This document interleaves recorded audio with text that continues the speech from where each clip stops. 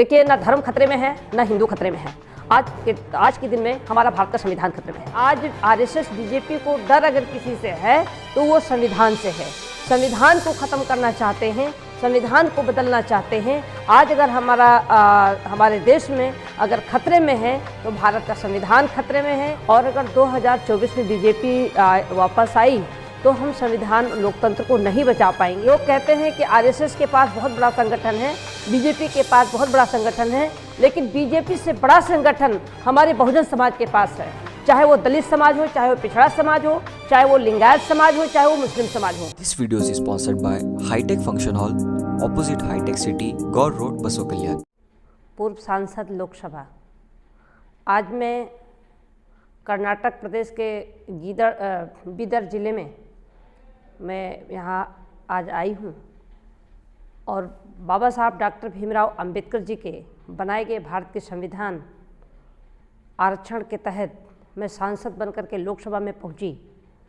2014 में जब मैं सांसद बनकर लोकसभा पहुँची, कुछ दिन तो मुझे लगा समझने में, और जब मैं समझ पाई कि बीजेपी आरएसएस की सरकार भारत के संविधान में दिए गए कानून को बदलना चाहती है, आरक्षण को समाप्त करना चाहती है, बहुजन समाज के लोगों को गुलाम बनाना चाहती है, इसको लेकर के सदन से लेकर सदन तक मैंने आवाज़ को उठाया। और जब मैंने संविधान को बचाने के लिए, आरक्षण को बचाने के लिए लोकसभा में आवाज़ उठाया तो बीजेपी आरएसएस के लोगों ने मेरी बातों को अनसुनी की। और जब अनसुनी की तो मैंने बीजेपी जैसे पार्टी को भी छोड़ दिया और सांसद पर छोड़ करके सदन से लेकर सड़क तक मैं बहुजन समाज के लोगों को जगाने का काम किया। मैं 2017 से मैं आंदोलन चला रही हूँ और 2019 के चुनाव के पहले ही मैं पूरे भारत के बहुजन समाज के लोगों से अपील कर रही थी कि 2019 में बीजेपी की सरकार आएगी तो हमारा संविधान में दिए गए कानून खतरे में होगा। लेकिन उस समय हमारी बातों को लोगों ने हल्के में लिया। आज भारत का पूरा विपक्ष संविधान को बचाने के लिए, लोकतंत्र को बचाने के लिए, आज़ादी को बचाने के लिए आवाज़ उठा रहे हैं। यहाँ तक कि सुप्रीम कोर्ट के जज भी बोल रहे हैं कि भारत का लोकतंत्र खतरे में है। भारत का पूरा विपक्ष बोल रहा है कि भारत का लोकतंत्र खतरे में है। आज पूरे भारत के बहुजन समाज के लोग चिंतित हैं, दुखी हैं। महंगाई, बेरोजगारी, अत्याचार, शोषण, अन्याय से लोग चिंतित हैं, दुखी हैं। बीजेपी आरएसएस का कब्जा पूरे भारत पे जुडिशरी हो या जिस तरीके से चुनाव हो रहे हैं, इस चुनाव में जिस तरीके से छल किए जा रहे हैं कि जब चुनाव आता है तो चुनाव के मौके पर हिंदू मुस्लिम, भारत पाकिस्तान, मंदिर मस्जिद करके और हमारे समाज के लोगों को बांटने का कोशिश करते हैं, आपस में लड़ाने का काम करते हैं। और खासकर गरीब, कमज़ोर, लाचार जो बेसहारा है लोग, बेरोजगार लोग हैं, चुनाव के मौके पर चंद लालच दे करके कभी गेहूं, कभी चावल, तो कभी तेल, तो कभी खाते में पैसे डाल करके जिस तरीके से वोट लेने का कार्य कर रहे हैं, इससे अब बहुजन समाज के लोगों को सोचना होगा, समझना होगा। इसलिए कि 2024 में ये बीजेपी को पुनः सत्ता में लाने के लिए हर हथकंडे अपनाने की कोशिश करेंगे।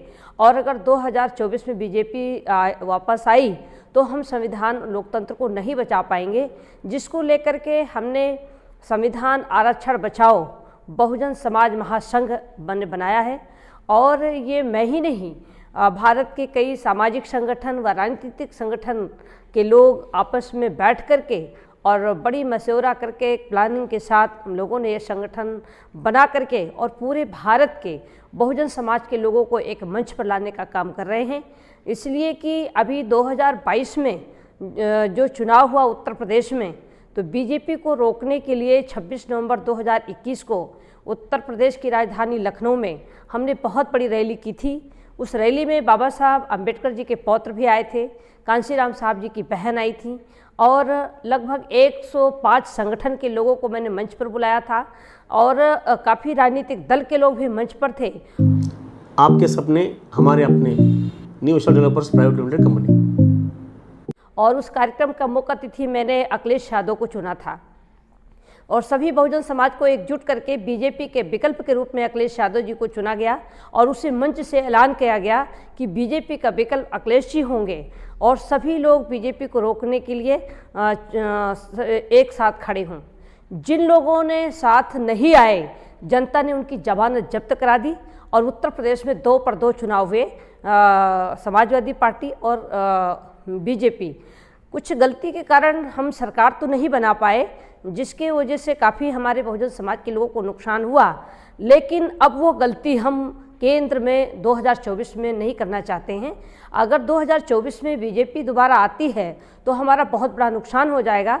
इसके लिए 26 नवंबर 2023 को भारत की राजधानी नई दिल्ली में हम लोग बहुत बड़ी रैली करने जा रहे हैं और उस रैली का बैनर होगा संविधान आरक्षण बचाओ बहुजन समाज महासंघ के माध्यम से कार्यक्रम किया जाएगा। और उस कार्यक्रम में भारत में सामाजिक संगठन, राजनीतिक दल के लोगों को हम सब लोग एक मंच पर लाएंगे और उसी दिन 26 नवंबर 2023 को ही मंच से ऐलान होगा कि बीजेपी का विकल्प कौन होगा।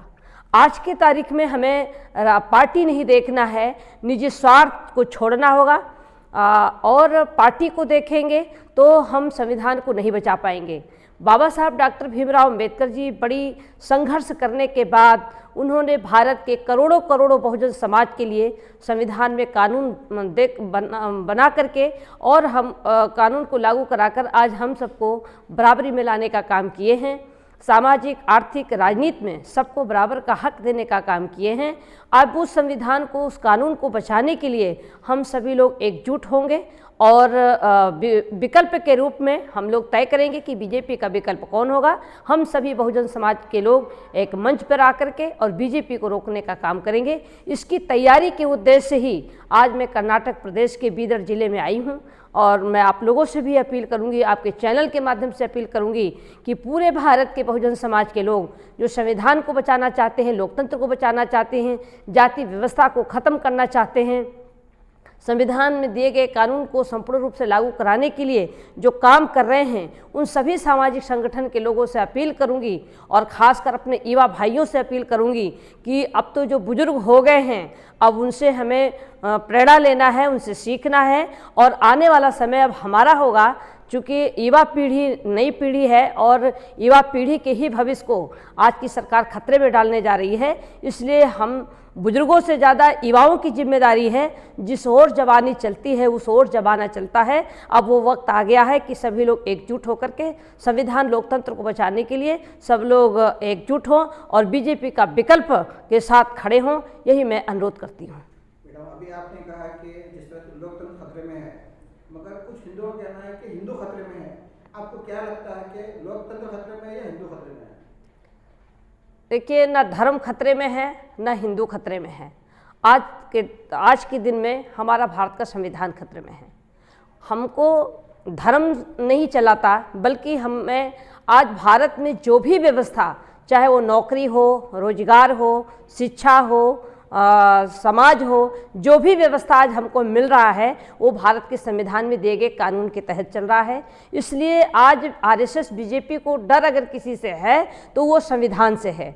संविधान को ख़त्म करना चाहते हैं, संविधान को बदलना चाहते हैं। आज अगर हमारे देश में अगर खतरे में है तो भारत का संविधान खतरे में है, शिक्षा खतरे में है, रोजगार खतरे में है, नौकरी खतरे में है, आज़ादी खतरे में है, आरक्षण खतरे में है। इसलिए मैं कहती हूँ कि बीजेपी को रोकने के लिए सब लोग विकल्प में आए। आप 2014 में बीजेपी से एंटी रहे, फिर आपने बीजेपी छोड़ा, फिर कांग्रेस ज्वाइन किया, फिर आप कांग्रेस भी छोड़ दिया, फिर आपने नई पार्टी बना ली। आपने दोनों पार्टी के साथ काम किया तकरीबन, तो आपने दोनों पार्टी में क्या अंतर देखा है? कौन सी पार्टी बेहतर है या कौन सी पार्टी आपको बुरी लगी? Videos is sponsored by CMM Group of Institutions. Admissions are open for B.Ed and MSW. Knowledge Park, the Creative School, School for Quality and Innovative Education. Modern Men's Parlor, Biome Laboratory and Diagnostics. First time in Baswa Kalyan City. Thyroid testing machine is available. देखिए, आज की तारीख में party का काम करने की मैं बात नहीं कर रही हूँ।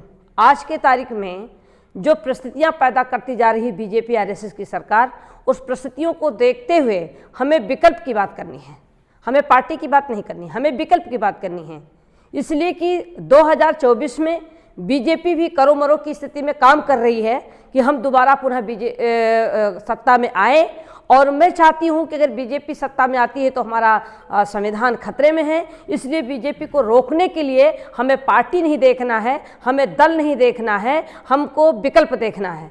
वैसे तो पार्टी मैंने भी बनाई है, कांशीराम बहुजन मूल निवासी पार्टी हमारी है, कांशीराम साहब के जी के विचारधारा पर मैंने पार्टी बनाई है।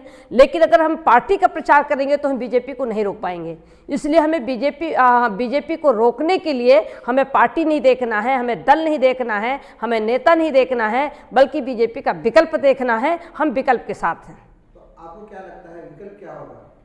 वो विकल्प तय होगा 26 नवंबर 2023 में, जब भारत की राजधानी नई दिल्ली में रैली होगी। उसी रैली में तमाम सामाजिक संगठन और राजनीतिक दल के लोग एक मंच पर होंगे और वहीं से ऐलान किया जाएगा कि बीजेपी का विकल्प कौन होगा। यूपी में आपने पार्टी बनाई, यूपी में अपने मायावती की पार्टी वहीं पर है, तो आपकी पार्टी और मायावती की पार्टी के लोग बढ़ जाएंगे तो फिर सीधा सीधा जो है पूरा एक जो आरएसएस है, हिंदू अपने आप को जो कहते हैं, वो पूरे एक होंगे। तो किस तरह से वो उनको हराएंगे और किस तरह से आप जीतेंगे? आज उत्तर प्रदेश हो चाहे पूरा भारत हो, जिस तरीके से अनुसूचित जात, जनजात, पिछड़ी जात, मुस्लिम समाज पीड़ित है, चिंतित है, दुखी है, और ये बहुसंख्यक समाज चाहता है कि सारा बहुजन समाज के लोग एक मंच पर आएँ, एक साथ आएँ। क्योंकि जब उत्पीड़न होता है तो ये समाज का होता है, महंगाई बढ़ती है उसका भार उन गरीबों पर होता है, इसलिए अत्याचार होता है तो उन गरीबों के साथ होता है। इसलिए जनता चाहती है कि नेता एक मंच पर आएँ। हमारा प्रयास है अभी कि हम सभी बहुजन समाज के लोग एक मंच पर आएँ। अगर एक मंच पर नहीं आते हैं तो अब उत्तर प्रदेश में तो देखा गया है 2022 में कि काफ़ी प्रयास किया गया, और जो नेता एक मंच पर नहीं आए तो जनता ने उनको छोड़ दिया, उनकी जमानत जब्त हो गई। तो अब तो जनता आगे आगे और नेता पीछे चल रहे हैं। अगर जनता के मुताबिक नेता नहीं खड़े होते हैं तो फिर वही हश्र होगा जो 2022 में हुआ है। अभी आपने कहा था कि यूपी में एक गलती हो गई इलेक्शन में, जिसमें आप जो है अखिलेश पार्टी जो पीछे रह गए हारने से, तो क्या गलती थी जो अखिलेश पार्टी पीछे रह गए? क्योंकि कुछ कमियां थीं, अब उस कमियां को हम दोहराना नहीं चाहते हैं। मैं यही कहूँगी कि जो कमी हुई उस कमी न होने पाए, इसके लिए हम लोग समय रहते ही हम लोग समाज के बीच में काम कर रहे हैं, समाज को जगाने का काम कर रहे हैं, समाज को बताने का काम कर रहे हैं, और सारे संगठन के लोगों को हम एक साथ लाने का काम कर रहे हैं। इसीलिए बड़ी बड़ी हमारे कार्यक्रम हो रहे हैं, बड़ी बड़ी रैलियां हो रही हैं, चाहे वो बिहार प्रदेश हो, गुजरात प्रदेश हो, झारखंड प्रदेश हो, पंजाब प्रदेश हो, आपका कर्नाटक प्रदेश हो, पूरे भारत में हम लोग काम कर रहे हैं। और पूरे भारत का बहुजन चिंतित है, सभी लोग एक मंच पर आने की बात भी हो रही है, हम लोग सबको एक मंच पर लाने का काम कर रहे हैं। जनता तैयार है, जनता बिल्कुल विकल्प तलाश, इस समय तो समय का इंतजार कर रही है, जनता तो विकल्प ही ढूंढ रही है कि बीजेपी का विकल्प कौन होगा। अपोजिशन जब हारती है तो ईवीएम पे दोष देती है कि ईवीएम में गड़बड़ है, जब जीतती है तो खामोश रहती है, इससे क्या मतलब हो सकता है? हमको ईवीएम के चक्कर में नहीं पड़ना है, क्योंकि ईवीएम पर आरोप लगा करके और दिमाग को भटकाने का काम हो रहा है। हमें ज़मीन पर काम करने की ज़रूरत है, हमें वोटरों को तैयार करने की ज़रूरत है। जो वोटर पीड़ित है, परेशान है, दुखी है, चिंतित है, उन वोटरों को बीच में हम जाएं और उनको तैयार करें, बीजेपी के विकल्प के रूप में तैयार करें। और जब जनता ही आंदोलित हो जाएगी, जनता ही वोट देने के लिए तैयार हो जाएगी, तो ईवीएम कुछ नहीं कर पाएगी। ऐसी स्थिति में हमें समाज के बीच में काम करना है, और खासकर में समाज के जो सामाजिक संगठन के लोग काम कर रहे हैं। लोग कहते हैं कि आरएसएस के पास बहुत बड़ा संगठन है, बीजेपी के पास बहुत बड़ा संगठन है, लेकिन बीजेपी से बड़ा संगठन हमारे बहुजन समाज के पास है। चाहे वो दलित समाज हो, चाहे वो पिछड़ा समाज हो, चाहे वो लिंगायत समाज हो, चाहे वो मुस्लिम समाज हो, तमाम सामाजिक संगठन के माध्यम से हमारे लोग गाँव तक पहुँचे हैं। लोग कह रहे हैं कि ये लोग अलग अलग संगठन बना करके काम कर रहे हैं, तो भारत बहुत बड़ा भारत है, बहुत बड़े भारत में तमाम छोटे छोटे संगठन बना करके लोग गांव तक पहुंच चुके हैं, गांव तक लोगों को जोड़ने का काम किए हैं। अब उन सामाजिक संगठन के लोगों को, उन युवाओं को हमको एक मंच पर ला करके उनको कैडर करने की ज़रूरत है, उनको तैयार करने की ज़रूरत है। वही गाँव में जाएंगे, वही बूथों पर जाएंगे, वही वोट निकालने का काम करेंगे, वही बीजेपी का विकल्प बताएंगे, वही बीजेपी के विकल्प में वोट डलवाने का काम करेंगे, तभी हम बीजेपी को रोक पाएंगे। इसके लिए हम ईवीएम तरफ न जा करके बल्कि हम वोट को तैयार करें।